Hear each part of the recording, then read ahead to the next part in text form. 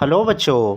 आज हम लोग मराठी सुलभ भारती इयत्ता 6वी का लेसन नंबर 10 बाबांचा पत्र इसके क्वेश्चन एंड आंसर स्टडी करेंगे। प्रश्न 1, एका शब्दात उत्तरे लिहा। Answer in one word. अ, कठीण गेलेला पेपर। कौन सा पेपर हार गया था? गणिताचा, मैथ्स का। आ, वैष्णवीला पत्र लिहिणारे। वैष्णवी को लेटर कौन लिख रहा है? बाबा, उसके पिताजी। ई, परीक्षेतील गुणांपेक्षा महत्त्वाचे गुण, यानी एग्ज़ाम में जो मार्क्स मिलते हैं उससे भी ज़्यादा इम्पोर्टेंट कौन से गुण हैं?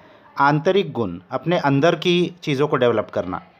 ई, वैष्णवीसाठी बाबा आणणार असलेला खाऊ। वैष्णवी के लिए बाबा कौन सा खाऊ लेके आने वाले हैं? पुस्तकांचा, किताबों का। प्रश्न 2, एका वाक्यात उत्तरे लिहा। Answer in one sentence. अ, आईने दूरध्वनीवरून बाबांना कोणता निरोप दिला? माँ ने फ़ोन से पिताजी को क्या बताया?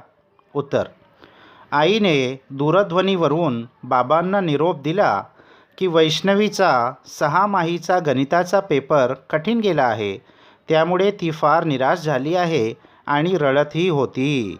तो माँ ने फ़ोन से पिताजी को संदेश दिया कि वैष्णवी का 6 मंथ्स का मैथ्स का पेपर बहुत हार्ड गया है, उसलिए वो बहुत निराश हो गई थी और रो भी रही थी। आ, बाबांनी दूरध्वनीवरून बोलणे का पसंत केले नाही? पिताजी ने फ़ोन करके बात करना क्यों पसंद नहीं किया? उत्तर, पत्र लिहून वैष्णवीशी सविस्तार हितगुज करावे म्हणून बाबांनी दूरध्वनीवरून बोलणे पसंत केले नाही।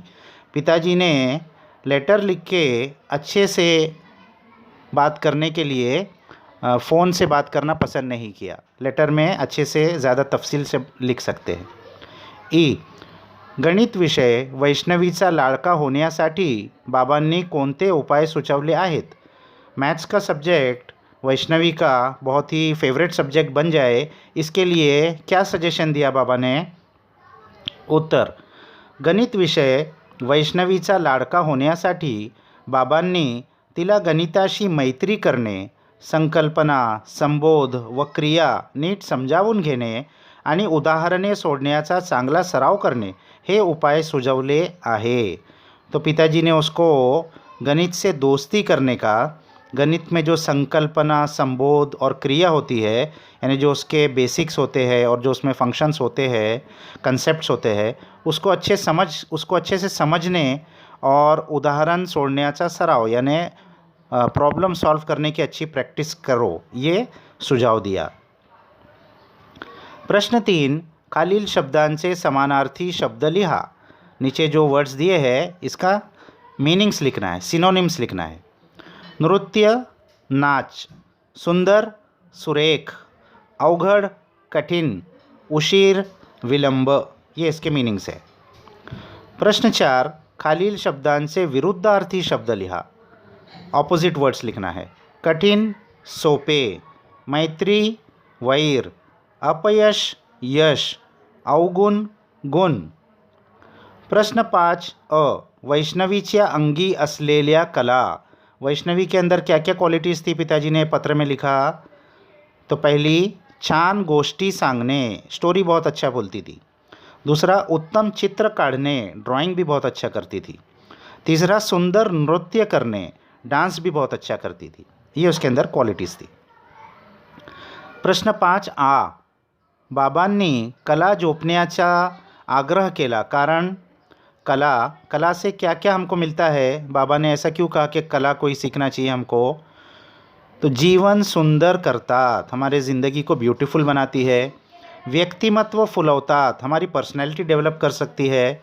आंतरिक गुणांची वाढ करतात, हमारे अंदर की जो क्वालिटीज़ है उसमें वाढ करती है, उसमें उसको बढ़ाती है। प्रश्न 6, सध्याच्या युगात पत्र पाठवण्याची कोणकोणती साधने उपलब्ध आहेत त्यांची यादी करा।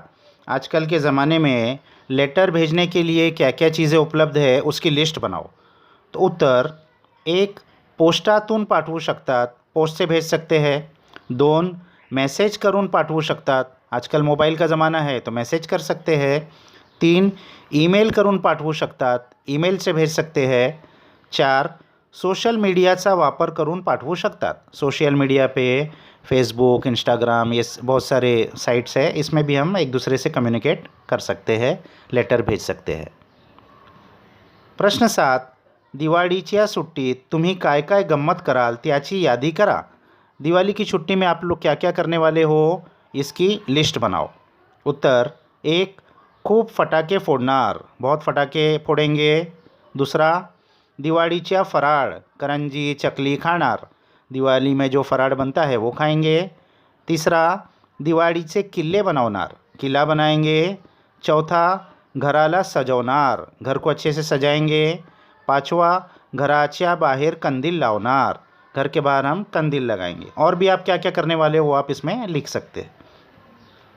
प्रश्न 8. तुमच्या मित्राला मैत्रिणीला पोहण्याच्या स्पर्धेत राज्यातून प्रथम क्रमांक प्राप्त झाला, त्याचे तिचे अभिनंदन करणारा संदेश खालील चौकटीत लिहा. आपके दोस्त को स्विमिंग कंपटीशन में फर्स्ट प्राइज़ मिला है, तो उसको आप अभिनंदन करने वाला एक संदेश लिखो छोटा सा. तो क्या लिख सकते हैं हम लोग. प्रिय रमेश, पोहण्याच्या स्पर्धेत तुला राज्यातून प्रथम क्रमांक प्राप्त झाला, ही बातमी ऐकून आम्हाला खूप गर्व वाटले. तुझे कितीही अभिनंदन करावे ते कमीच आहे. तुला असेच यश मिळत राहावे हीच आमची शुभेच्छा. तुझा मित्र राजकुमार. प्रश्न 9. अपयश ही यशाची पहिली पायरी आहे, यासारखी 2 वाक्ये खालील चौकटीत लिहा. ने एक प्रवर्ब दिया है मराठी का, तो और ऐसे 2 प्रवर्ब हमको लिखना है. तो उत्तर. 1. थेंब थेंब तड़े साचे, बूंद बूंद करके समंदर भर जाता है. 2.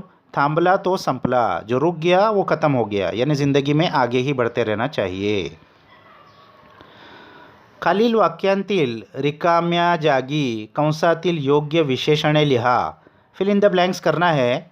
विशेषण दिया हुआ है 4, उसमें से कौन सा है सही जगह पर लिखना है.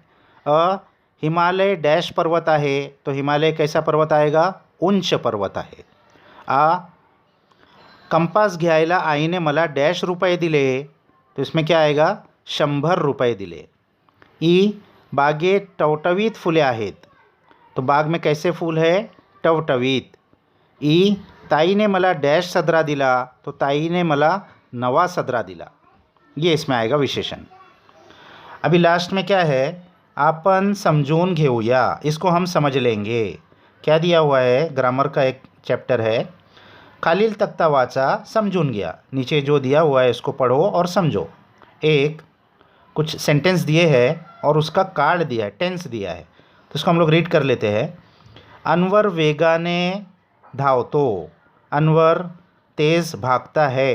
तो ये कौन सा काळ है, कौन सा टेंस है, वर्तमान काळ, यानी अभी फ़िलहाल ये चीज़ हो रही है, तो उसको क्या बोलते हैं, प्रेजेंट टेंस. मराठी में वर्तमान काळ. धावतो यानी इस वक्त वो भाग रहा है. दूसरा, काल अनवर वेगाने धावला, कल अनवर बहुत तेज़ी से भागा था. तो ये कौन सा काळ हो गया, ये क्रिया हो चुकी है कल, तो इसको बोलते हैं भूतकाळ, इंग्लिश में पास्ट टेंस. और तीसरा, उद्या अनवर वेगाने धावेल, कल अनवर बहुत तेज़ी से दौड़ेगा. तो ये क्रिया कल होने वाली है, तो इसको क्या बोलते हैं, भविष्यकाळ, इंग्लिश में फ्यूचर टेंस. तो क्रियापदाच्या रूपावरून वाक्यांतील काळ ओळखता येतो. काळाचे मुख्य 3 प्रकार आहेत, वर्तमान काळ, भूतकाळ और भविष्यकाळ. क्रियापद यानी वर्ब. वर्ब का जो रूप सेंटेंस में आया है, उससे हम लोग ये मालूम कर सकते हैं कि ये कौन सा टेंस में यूज़ हुआ है.